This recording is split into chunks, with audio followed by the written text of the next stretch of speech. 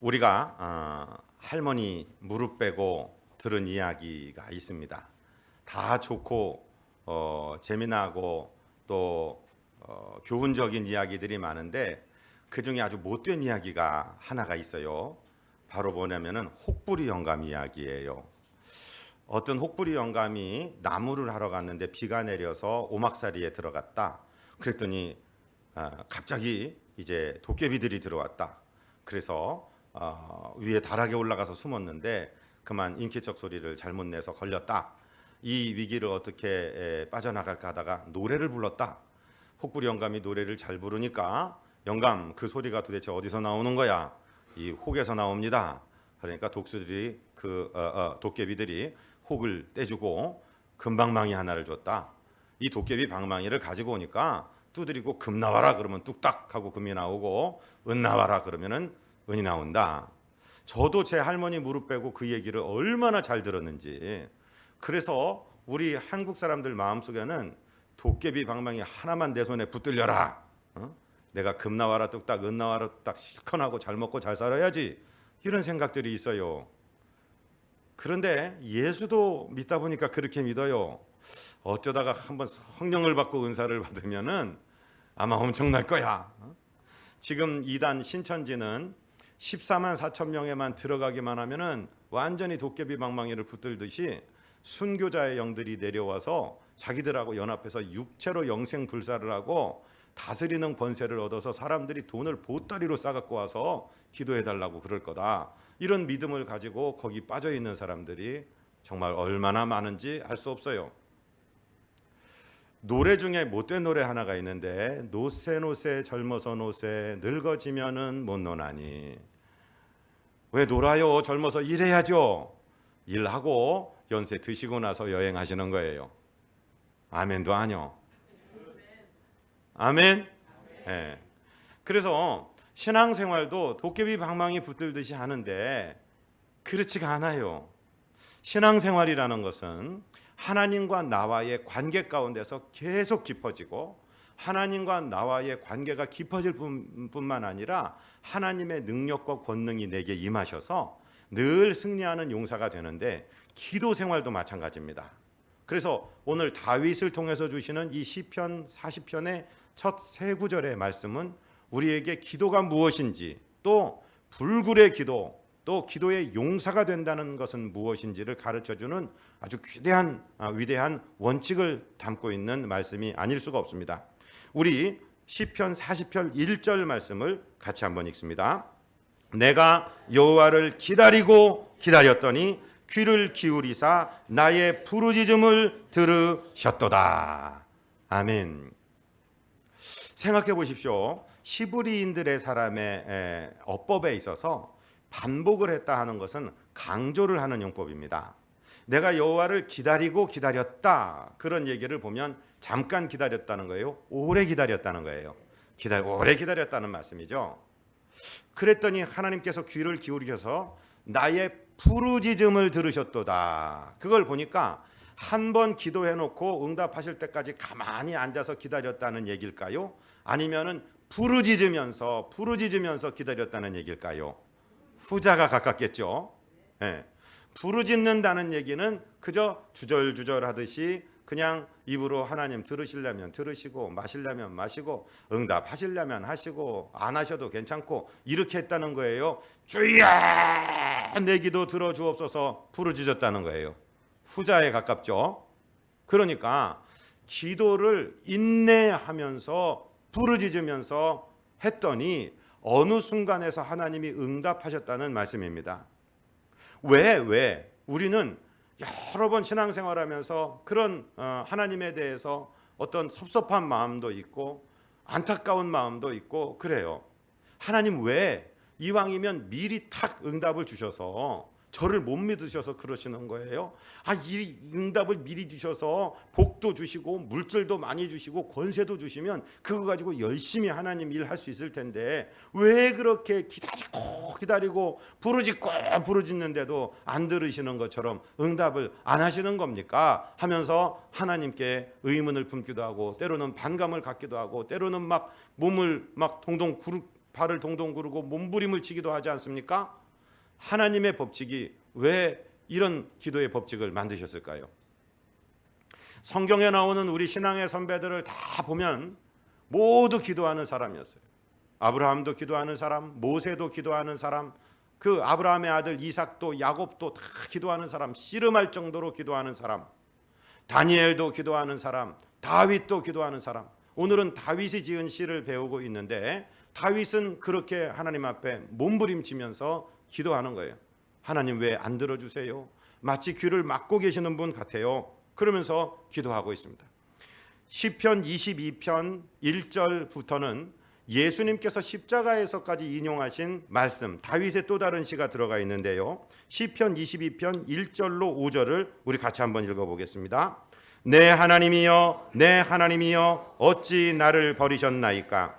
어찌 나를 멀리하여 돕지 아니하시오며 내 신음소리를 듣지 아니하시나이까?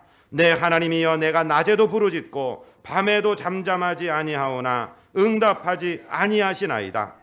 이스라엘의 찬송 중에 계시는 주여, 주는 거룩하시니이다. 우리 조상들이 주께 의뢰하였으므로 그들을 건지셨나이다. 그들이 주께 부르짖어 구원을 얻고 주께 의뢰하여 수치를 당하지 아니하였나이다. 예수님께서 십자가에서 엘리 엘리 라마 사박다니, 나의 하나님 나의 하나님 어찌하여 나를 버리시나이까? 이렇게 기도한 내용은 바로 시편 22편 1절의 직접적인 인용입니다. 예수님의 말씀은요, 임의로 하신 말씀이 거의 없어요.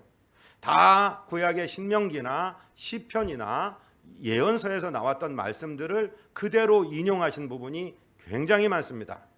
그만큼 예수님은 어려서부터 말씀에 능통하시고 말씀으로 꽉 채워져 있다는 사실이죠. 그런데 예수님도 나의 하나님 나의 하나님 어찌하여 나를 버리십니까? 라고 노래할 정도로, 그렇게 말씀하실 정도로 우리의 기도의 응답이 더디고 괴로울 때가 있어요. 일찍 응답되지 아니하고 하나님이 귀를 막고 계시는 것처럼, 외면하고 계시는 것처럼 느껴질 때가 있습니다. 그러면 도대체 왜 하나님은 바로 응답하셔도 될 걸 이렇게 시간을 끌어가면서 우리에게 응답을 늦추실까요? 왜 우리로 하여금 부르짖고 기다리고 또 기대했다가 실망하고 다시 일어나서 또 부르짖고 또 실망하고 또 다시 몸을 추스리고 마음을 추스려서 다시 한번 부르짖게 만들까요? 두 가지의 뜻이 있습니다. 첫 번째는요, 우리의 그릇을 깨끗하게 하고 계시는 것입니다. 우리가 부르짖고 부르짖으면은요, 우리가 하나님께 점점 다가가게 되죠. 거룩하신 하나님께 점점 다가가다 보면은요, 우리 안에서 없어져야 될 죄악과 못된 습관과 못된 언어 생활들이 다 정리되면서 주님 앞에 점점 가까이 가게 됩니다. 아멘. 어떤 사업하는 분이 목사님을 찾아왔어요. 목사님, 진짜 너무 어렵습니다. 내가 어지간해서는 목사님 찾아오지 않는데 너무 어렵습니다. 진짜 불경기 중에 이런 불경기가 없어서 자금줄이 다 끊어졌습니다. 이제 거래 라인도 거래선도 다 끊어졌습니다.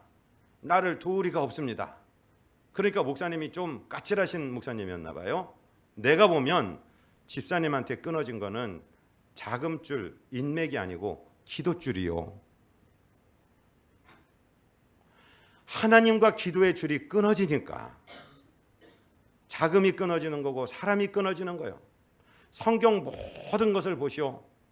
아무리 어려운 순간에도 하나님과 기도줄이 연결되어 있는 사람은 하나님으로부터 공급을 받습니다. 새벽 기도할 수 있고 수요일, 금요일, 주일 얼마든지 기도할 수 있는데 한 달에 한두 번 얼굴 보여주면서 무슨 기도줄을 잡겠다고 하는 거요? 하고 직접적으로 권면을 하였다는 얘기를 들었어요. 그렇습니다. 사랑하고 존경하는 성도 여러분, 우리가 정말 기대했다가 실망하고 또 낭망하고 하는 일이 있어도 기도줄만 붙들고 있으면 하나님으로부터 공급받게 되는 줄로 믿습니다. 기도줄을 잡았다, 그런 표현을 이 중에 이해하시는 분도 있고 이해 못하시는 분도 있어요. 자주 저는 그런 말씀을 듣습니다. 목사님, 수십 년 동안 끊어졌던 하나님과의 관계, 기도의 줄이 예배드리다가 회복이 되었습니다. 내가 기도줄을 붙잡았습니다. 이런 얘기를 하시는 게 그게 무슨 말이냐면은 기도를 하고 싶죠. 누구든지 예수 믿는 사람, 교회 다니는 사람, 기도 안 하고 싶은 사람이 누가 있어요. 기도를 하려는데 잡생각이 들어오고 뭐라고 시작해야 될지는 모르겠고 기도가 어떻게 하는 건지는 모르겠고 마음이 답답하고 내가 예수 처음 믿고 성령 받을 때는 그때 방언도 하고 그때 하나님과 깊은 교제 속에 있는데 이게 내가 지금은 무늬만 성도이고 예배를 드려도 마음이 컬컬하고 답답하고 정말 미치겠습니다. 이러다가 어느 순간에 기도의 줄이 트여지고 마치 우리가 하나님께서 우리를 번쩍 들어서 당신 무릎 위에 올려놓은 것처럼 하나님의 품에 기대어 그분의 심장의 고동 소리를 들으며 우리가 주님 앞에 우리 마음을 토할 수 있고 주님의 위로 내가 다 알고 있다, 아들아 딸아 내가 붙들고 있다 너를, 그런 음성을 듣게 되면은 그게 기도줄이 연결됐다고 하는 거예요. 우리 비전 성도들은 한 분도 빠짐없이 이 기도줄을 잡게 되시기를 주님 이름으로 축복드립니다. 기도줄을 잡는다는 표현이 무슨 표현이냐면은 가만히 한번 생각해 보세요. 줄을 잡아서 당기면 하나님이 내게로 오실까요? 내가 하나님께로 갈까요? 후자입니다. 저는 갱경 출신인데 거기서 옛날에 저희 어머니 사업하실 때 그때 어음이나 수표가 잘 안 돼 있으니까 초등학교 때 이런 자루 포대 같은 데 돈을 잔뜩 집어넣어 갖고 저를 완행열차에 태워가 그 위에 올라앉으라, 학교도 안 보내고 그랬어요. 용산역까지 막 가서 그걸 들고 돈을 갖다 주고 막 그랬어요. 근데 그 열차를 타고 이렇게 가다 보면은요 전봇대들이 쫙 옵니다. 에? 전깃줄을 타고 전봇대들이 나한테 막 달려와요. 에? 나는 전봇대가 오는 줄 알았어요. 근데 가만히 역에 정차에 서보니까 전봇대는 그대로 있는 거예요. 내가 가는 거죠.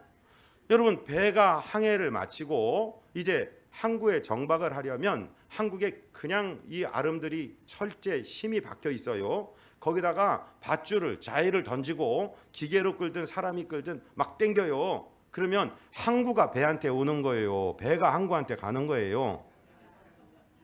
배가 가는 거예요. 배가. 내가 기도의 줄을 잡고 당기면 하나님이 내게로 오실까요? 내가 하나님께로 갈까요? 내가 가는 거예요. 하나님, 거룩하신 하나님께 기도의 줄을 잡고 한 걸음 한 걸음 가다 보면 하나님이 기뻐하시지 않는 나의 죄 버리게 돼요. 못돼 먹은 습관 버리게 돼요. 응답도 못 받고 나에게 정말 이득도 안 주는 내가 헛된 곳에 보내는 이 물질이나 시간이나 나의 정력을 낭비하던 모든 것들을 다 버리고 깨끗한 그릇을 만들어 하나님 앞에 가게 됩니다. 그러려고 하나님이 그렇게 하시려고, 그렇게 우리를 준비시키시려고 오늘 응답하실 수 있는 것도 미루고 늦추면서 우리로 하여금 부르짖고 기다리게 하는 것입니다. 두 번째는 하나님만 의지하게 하려고, 그리고 응답받고 난 다음에 교만해지지 않고 하나님께만 영광을 돌리게 하시기 위해서 하나님께서 하나님의 시간표가 될 때까지, 나의 기도의 분량이 찰 때까지 내가 기다리며 부르짖게 만드는 것입니다. 그렇게 훈련을 받고 그렇게 연단을 받은 사람들도 나중에는 하나님이 하셨다는 것을 잊어버리고 자기가 했다라고 슬쩍 교만한 마음이 들어올 때가 있거든요. 그렇게 않게 하시려고 하나님께서 우리의 기도를 늦추시고 계시고, 하나님이 실제로 우리 작은 신음에도 응답하시지만 그렇게 기도를 늦추고 계신다는 것입니다. 참 놀라운 것은요, 기도가 얼마나 능력 있고 재미난 것이냐면은 처음에는 다 원망하며 불평하며 시작을 해요. 여러분, 처음에는 이렇게 오늘 집사님처럼 우리 대표 기도를 인도할 때는 잘 준비하셔서 모든 성도의 아멘을 끌어서 하나님께 올려야 돼요. 그래서 기도 인도예요, 그게 말 그대로. 그러나 내가 골방에서 하나님께 드릴 때는 그런 거 필요 없어요. 내가 원하는 거 그냥 어린 아이가 엄마 아빠한테 와서 막 쏟아붓는 것처럼 마음을 막 토하시기를 바랍니다. 마음을 막 쏟아 부으시기를 바랍니다. 조금 전에 읽은 시편 22편에 보면 하나님 왜 나를 버리세요? 왜 내 기도를 들어주지 않으세요? 내가 낮에도 잠잠치 아니하고 밤에도 부르짖는데 하나님 왜 안 들은 것처럼 그러세요? 하나님 왜 응답하지 않으세요? 솔직하게 막 하나님께 아뢰는 거예요. 그런데 기도라는 게 참 희한해서요, 이렇게 기도하다 보면은 성령께서 우리 기도를 딱 낚아채서 우리 기도를 끌어가기 시작합니다. 처음에는 그냥 있는 대로 막 내뿜었는데, 막 마음을 토했는데, 그런데 오늘 보십시오. 지금 우리가 읽은 시편 22편 3절에 보니까 1절 2절까지는 하나님 왜 응답 안 해주세요? 왜 귀를 막고 계세요? 내가 잠잠치 아니하고 부르짖는데 왜 응답을 안 하세요? 이렇게 기도하는데 갑자기 3절부터는 어조가 바뀌고 있죠. 3절을 보십시오. 이스라엘의 찬양 중에 계시는 주여, 주는 거룩하시니이다. 우리 조상들이 주께 의뢰하고 의뢰하였으므로 그들을 건지셨나이다. 그들이 주께 부르짖어 구원을 얻고 주께 의뢰하여 수치를 당하지 아니하였나이다. 에? 처음에는 이 기도 하려고 한 게 아니라 하나님의 기도 안 들어주세요 하고 불평하려고 시작을 했는데 성령께서 우리 기도를 딱 낚아채셔서 끌고 가는 순간에 보니까 지금 생각해 보니까 하나님은 이스라엘의 찬송 중에 거하시는 하나님이십니다. 하나님은 우리의 기도를 들으시는 하나님입니다. 우리 조상들도 어려운 광야길을 걸어갈 때 주님께 부르짖어서 물도 얻었고 불도 얻었고 떡도 얻었고 응답을 받았네요. 하나님은 기도를 들으시고 응답하시는 하나님이십니다. 기도가 긍정의 기도로 바뀌더라는 것이죠. 하나님은 우리와 기도를 통해서 만나기를 원하십니다. 우리로 하여금 기도하고 부르짖게 만드십니다. 그래서 응답받고 난 다음에 전적으로 하나님만 의지하고 하나님께만 영광 돌리게 하시는 것입니다. 다윗을 생각해 보세요. 자기 장인인 현 왕 사울에게 쫓겨 도망다닙니다. 아주 3천 군사를 몰고 죽일 듯이 쫓아다닙니다. 혼자 도망다니면 좋겠는데 마음이 원통한 자들 400명 600명이 몰려왔습니다. 그 사람들을 먹여가면서 그들을 감추어가면서 하루하루의 이 도망자의 삶을 그 정말 골짜기에서 황무지에서 겪어야 돼요. 얼마나 괴로웠겠습니까? 그러나 그가 부르짖고 기다리면서 그의 능력이 자라요. 그의 사람들이 자라요. 그래서 다윗이 왕이 되었을 때 그들의 모든 왕국을 이룰 수 있는 참모진들이 거기서 다 결정되는 줄로 믿습니다. 여러분, 하나님이 응답을 안 하실 때, 오늘 하나님이 지각하는 것 같이 느껴지실 때 절대로 낙담하지 마시고 하나님께서 일하고 계시고 나를 연단시키시고 훈련시키고 계신다는 사실을 믿으시기를 바랍니다.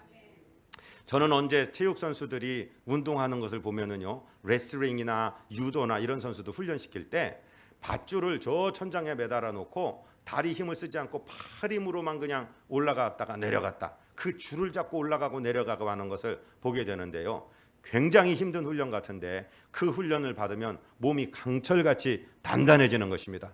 기도 마찬가지입니다. 처음에는요, 나 오늘부터 기도할 거야, 내가 내일부터 새벽 예배 빠지나 봐봐, 그리고 하루 나오고 막, 목사님 하루 종일 내가 직장에서 비몽사몽이었어요, 나는 새벽 기도 체질이 아닌가 봐요, 사놓으시고 그래, 또 한 번 오십시오 하다 보면은 이게 몸에 배는 체질이 될 때가 있습니다. 하나님께서 연단시키는 것을 믿으시기를 바랍니다. 자, 응답받을 때는 어떤 일이 일어나느냐? 2절입니다. 오늘 본문 시편 40편 2절을 함께 읽습니다. 나를 기가 막힐 웅덩이와 수렁에서 끌어올리시고 내 발을 반석 위에 두사 내 걸음을 견고하게 하셨도다. 아멘. 응답 받고 나면 바로 우리 기도가 어떻게 바뀌냐면, 맞다, 하나님 이렇게 응답하시는구나. 저를 한 번만 따라해 보세요.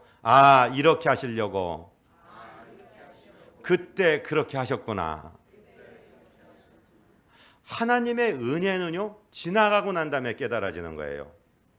내가 옛날에는 헤매고 조그만 문제 하나만 걸려도 자빠지고 넘어지고 일어나지를 못했는데 나의 발을 견고한 반석 위에 두시고 내 걸음을 견고해서 흔들리지 않은 용사를 만들고 계시는구나 하고 자기가 스스로 느끼게 되는 거예요.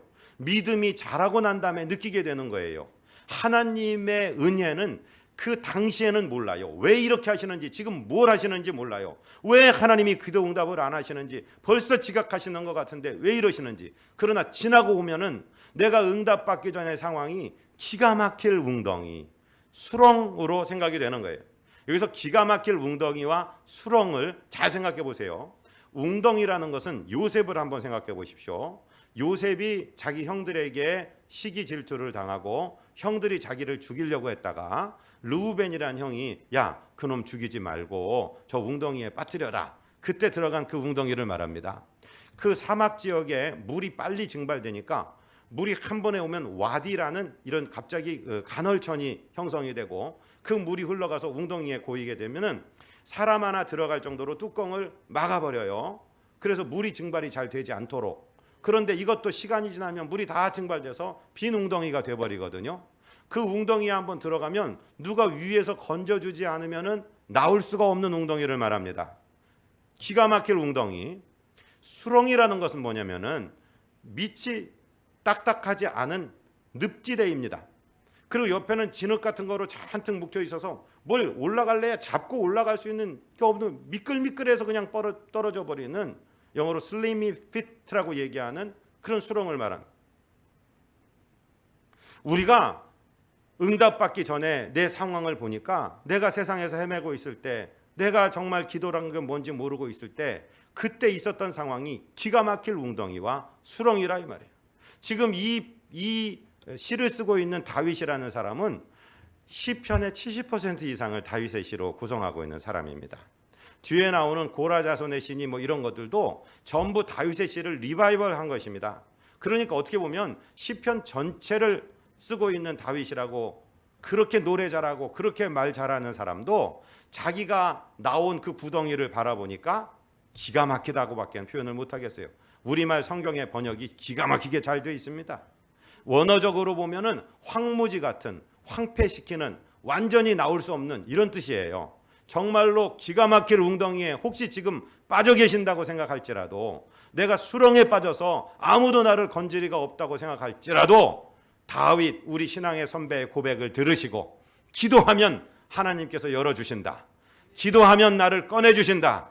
기도하면 내 발을 밑으로 치마되지 않는 단단한 반석 위에 세워주시고 내 걸음을 견고하게 하신다. 이 사실을 믿게 되시기를 주님 이름으로 축복드립니다. 하나님의 은혜는요, 지나고 난 다음에 깨달아요. 베드로가요, 그 헤로데에 의해서 잡혀서 다음날 처형되려고 했습니다.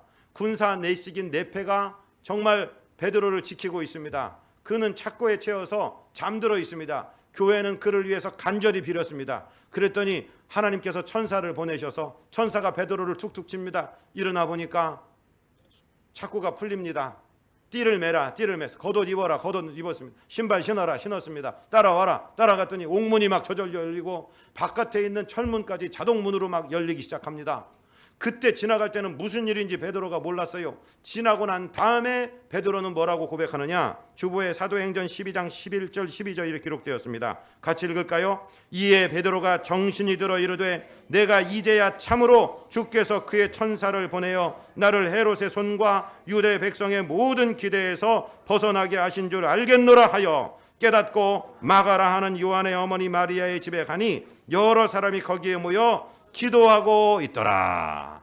베드로가 정신이 딱 들고 나니까 내가 이제야 비로소 알겠노라. 그럼 뭘 알아요? 하나님께서 천사를 보내셔서 헤롯, 나를 잡아 죽이려는 유대인들과 헤롯의 그 계략에서 건져 주신 것을 이제 알겠노라. 나를 기가 막힐 웅덩이와 수렁에서 끌어올리시고 나를 반석 위에 두사 내 걸음을 견고하게 하셨도다. 이것은 기도하고 부르짖고 하나님 왜 이렇게 응답이 안 되죠 할 때는 몰라요. 하나님께서 응답하시고 난 다음에 비로소 깨달아지는 것이 기도자들이 얻는 특권인 줄로 믿습니다. 이 은혜를 한 분도 빠짐없이 체험하게 되시기를 주님 이름으로 축복드립니다. 옆에 분한테 한번 말씀 좀 해보세요. 기도하기 진짜 좋은 계절이 왔습니다. 할렐루야. 이렇게 햇살이 좋고 바람이 좋고 맑을 때는요, 놀러 다니기 좋을 때가 아니고 기도하기 좋을 때입니다. 주님 전에 나와서 함께 기도하시기를 바랍니다. 함께 기도해야 돼요. 혼자 불을 태우려면 금방 꺼져요. 모닥불도 모여야지. 그래서 모닥불인가? 모두어야지 모닥불인가? 여러분 같이 모여서 기도에 정말 불을 지피시기 바랍니다. 기도도요, 오늘 말씀의 제목이 기도 용사입니다. 기도 쫄장부 되지 마시고 기도 용사 되시기를 바랍니다. 기도 용사가 되고 나면 어떤 변화가 일어나느냐면요, 어지간한 문제가 다가오는 것은요 두렵지가 않아요. 저번에도 기도로 넘어갔으니까 이번에도 기도로 승리할 수 있다, 이렇게 생각하는 거예요. 용사에게 있어서 자녀는 그 용사의 전통의 화살과 같은 존재인데, 배 아파서 난 자녀뿐만 아니라 기도의 응답들을 자녀로 보시면 됩니다.